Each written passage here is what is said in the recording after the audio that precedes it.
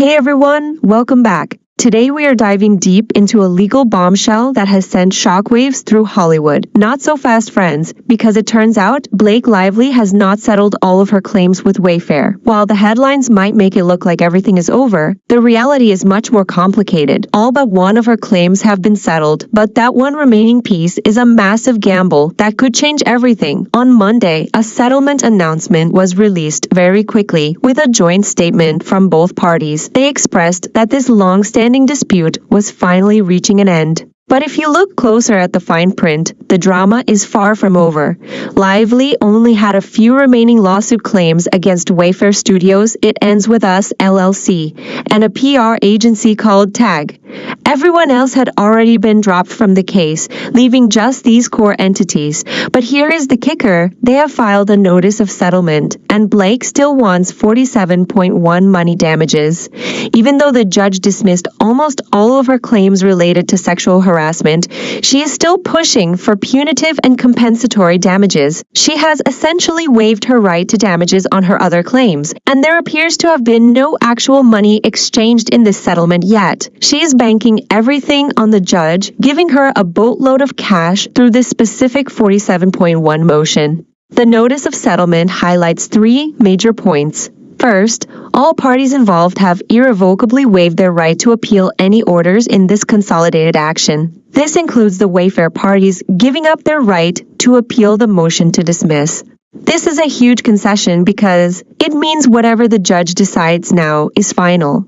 Blake could have potentially appealed parts of her summary judgment, but she chose to walk away from that. The second point is even more critical. Notwithstanding anything to the contrary, Blake Lively is not releasing and is specifically retaining all claims and remedies related to her pending motion for attorney fees, treble damages, and punitive damages under California Civil Code Section 47.1. This motion is not being withdrawn. It remains pending before the court. The parties have agreed that they will not appeal whatever the court determines regarding this motion. Essentially, the entire action is dismissed with prejudice, meaning she is giving up her retaliation claims, but she is doubling down on this motion for fees. It is actually quite interesting because history shows the judge in this case has been very hesitant to handle attorney fees this way. Previously, when Leslie Sloan filed a similar motion, the judge denied it, stating that the proper way to seek attorney fees was through a separate lawsuit or action, not as a motion within the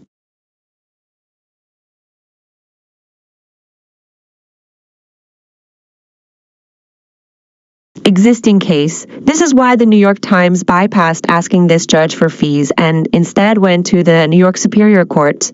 So it is a massive question mark whether the judge will even entertain this request or if he will tell Blake she needs to file an entirely new lawsuit under that civil code. Her attorneys have already sent a letter stating that the only remaining claim is for these fees and damages, and they have submitted it for the court to adjudicate with no right of appeal. If the judge says no, that is the end of the line for her. This specific code, 47.1, is designed to impose severe penalties against parties who file unsuccessful retaliatory defamation actions against those who report harassment. It is meant to ensure that people can share their experiences without fear of being sued. But the weird thing is, all of this was already argued when they first filed the request. Now, they are asking to relitigate it, requesting 5 more pages to explain why they need this money. And let's be clear, this money is only for defending the lawsuit Wayfarer filed against her. It has nothing to do with what she spent on her own lawsuit against them. Some estimates suggest the combined legal spending in this battle reached $60 million.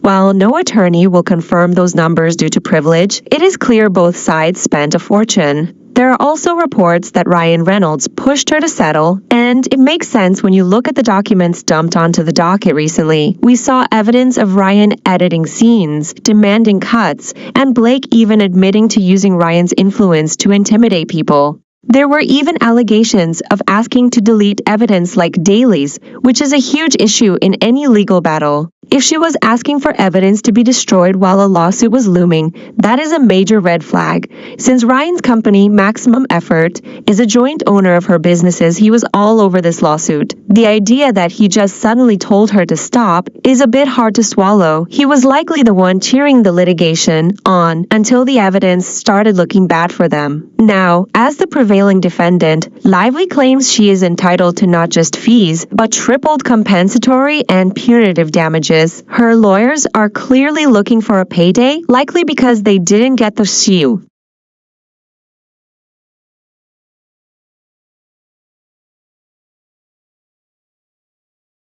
Massive damages they expected from the actual lawsuit. They are asking to file a supplemental brief to address recent rulings and how the judge should calculate these damages. They are still trying to frame her as a victim, claiming her statements were privileged communications related to harassment. However, the judge already determined she wasn't technically an employee, which complicates her claims under California law. This is a very risky move. If the judge follows his own precedent, he might just say this is the improper forum for such a massive financial decision and deny it entirely. If that happens, Blake walks away with nothing after asking for hundreds of millions of dollars. For Wayfarer, this looks like a victory. They are no longer liable for the $650 million she wanted, and they are betting the judge will shut down her last-ditch effort for attorney fees. In the end, this might just be a very expensive walk of shame for one of Hollywood's biggest stars.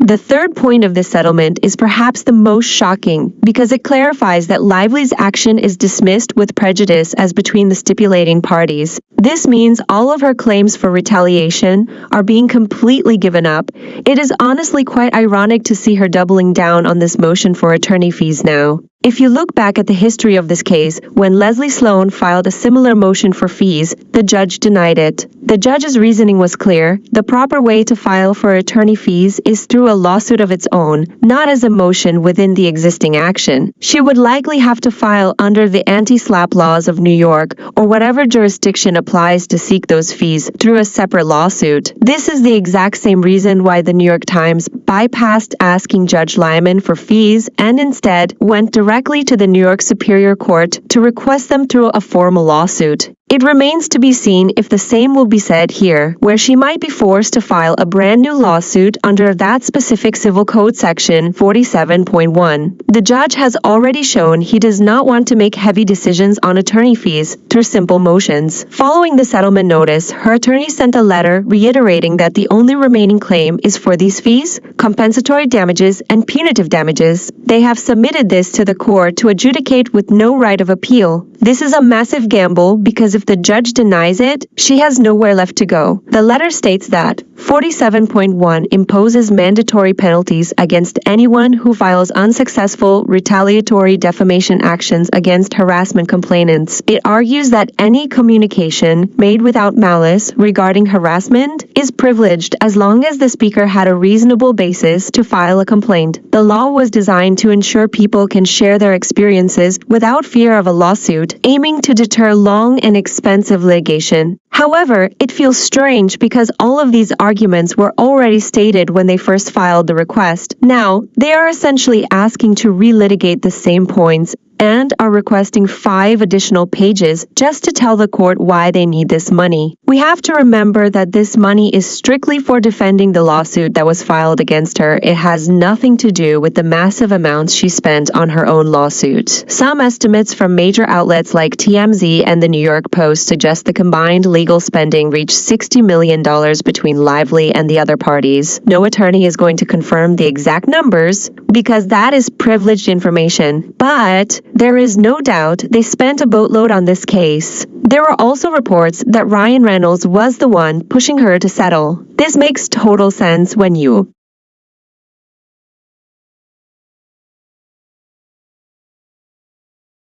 Maximum Effort is a joint owner of her businesses, so he was all over this lawsuit from day one. The idea that he just suddenly had a change of heart and told her to settle seems a bit hard to believe when he was likely the one saying, Go at the start. Now, her team is arguing that the suit against her was the prototypical type of litigation that the California legislature intended to stop with Section 47.1. They claim her statements satisfy all elements of privilege and that she is entitled to attorney fees, costs, and even tripled compensatory damages. She is clearly searching for any way to cover these astronomical legal costs. It is very likely that some of these lawyers took the case on a contingency basis, meaning they are now desperate for a payday.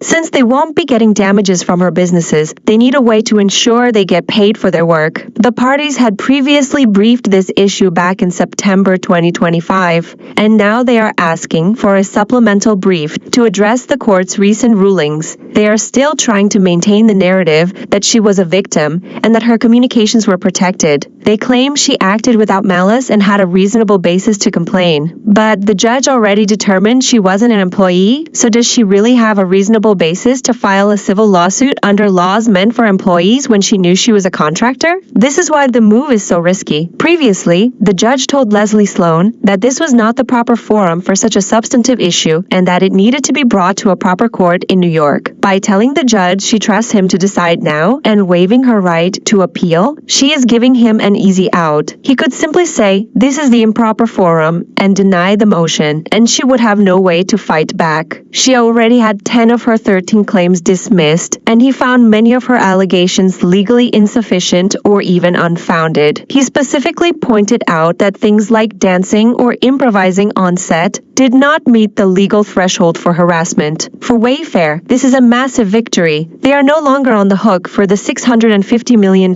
she was seeking, and they are essentially walking away with the judge's history suggesting he will deny her last-ditch effort for money. If he denies it, these attorneys who might have been working for free are going to have a very tough lesson to learn. This has been one of the most intense and aggressive litigation processes in recent memory, and it seems to be ending with a whimper rather than a bang. Wayfarer pays nothing, and Blake Lively is left with a very public walk of shame.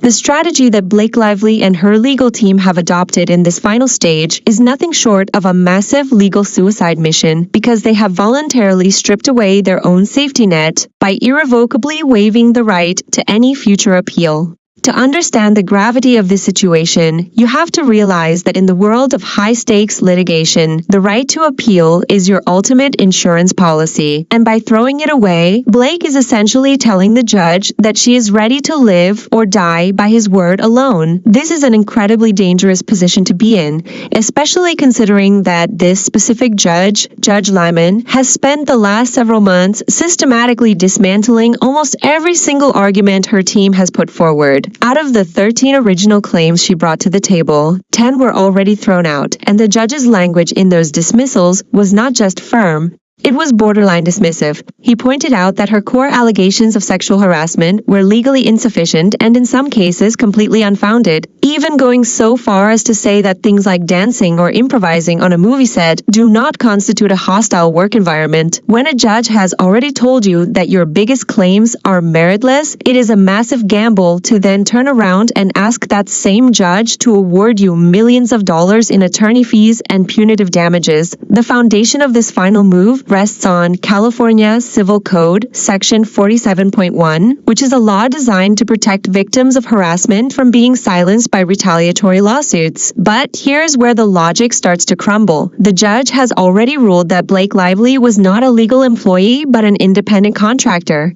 This is a massive distinction in the eyes of the law because most of the protections she is seeking are strictly reserved for people in a traditional employer-employee relationship. By ruling that she was a contractor who maintained immense control over her own work and production, the judge has effectively pulled the rug out from under her entire legal theory. If she wasn't an employee, how can she claim the protections of a law meant for employees? This discrepancy is likely why the Wayfarer legal team feels so confident. They have managed to escape a $650 million lawsuit without paying a single penny in the settlement. They didn't give her a settlement check, they didn't offer her a buyout. They simply stood their ground until she was forced to drop her claims with prejudice. Dropping a case with prejudice is the ultimate white flag in the legal world.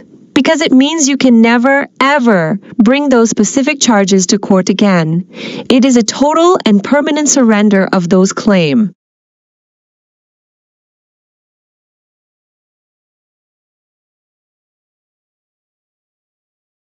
Now, we have to look at the financial desperation that is likely driving this final motion for attorney fees. Some industry experts and outlets like the New York Post have estimated that the combined legal fees in this battle have soared to nearly $60 million.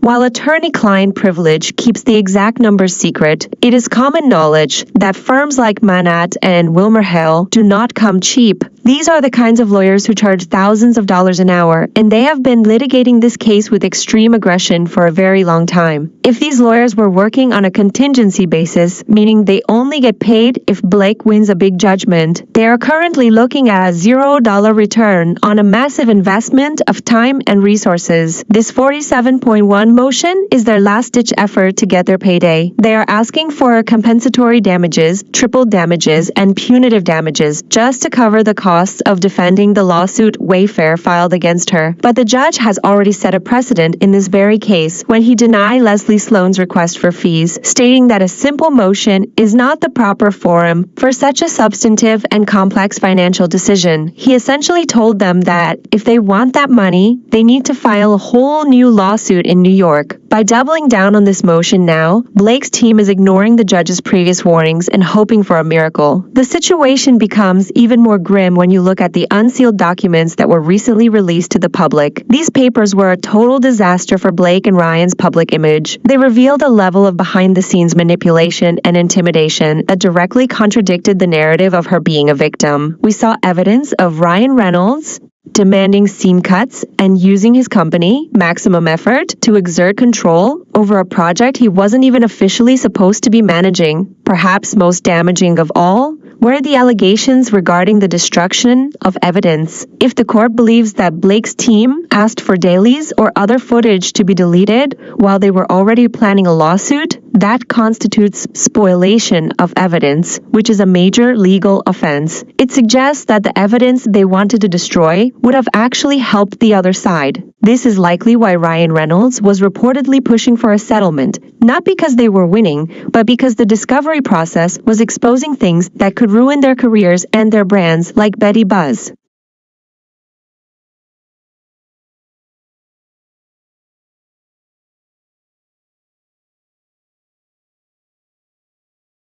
They are betting that the judge will look at Blake's final motion, realize that it's an attempt to bypass the proper legal channels, and shut it down just like he has done with every other attorney fee motion in this case.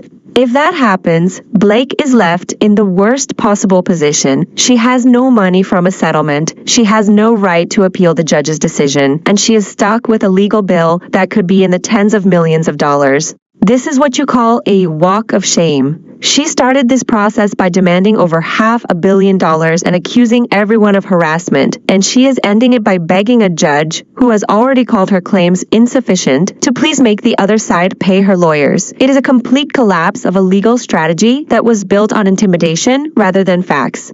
As the sun sets on this case, the only thing remaining is a desperate supplemental brief and a judge who seems more than ready to wash his hands of this entire toxic mess once and for all. This is the final chapter of a legal war that Blake Lively lost long before the settlement was ever signed. This settlement reflects a desperate attempt to salvage what is left of a career that was built on a foundation of public trust, which has now been severely compromised by the revelations brought forth during this litigation.